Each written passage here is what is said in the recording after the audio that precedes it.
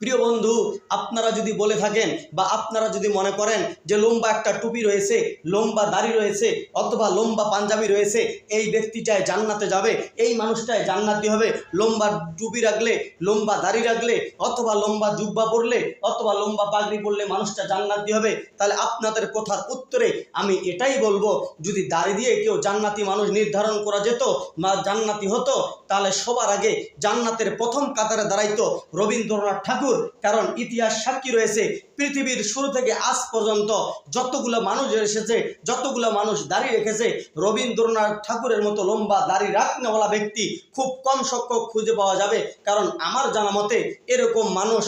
বেশি পাওয়া যাবে না, হাতে গোনা কয়েকটা পাওয়া যাবে। আপনারা যদি বলেন পাগড়ি পরেই মানুষ জান্নাতে যেতে পারবে, তাহলে আমি মনে করব মনমোহন রায় উনি সবার আগে জান্নাতি মানুষের প্রথম কাতারে দাঁড়াবে। কারণ 24টা ঘন্টা উনি পাগড়ি পরতো, শুধুমাত্র গোসল এবং ঘুম ব্যতীত আমার জানা মতে রয়েছে। আপনারা যদি মনে করেন লম্বা জুব্বা পরে জান্নাতে যাওয়া যাবে বা লম্বা টুপি পরে জান্নাতে যাওয়া যাবে, তাহলে আমি মনে করব ফেরাউন জান্নাতি মানুষদের সর্বপ্রথম কাতে দাঁড়িয়ে যাবে। কারণ ফেরাউন এত লম্বা জামা পরতো, কারণ ফেরাউন এত লম্বা টুপি পরতো, মুসা পয়গম্বরকে কপি করে এরকম 2-4টা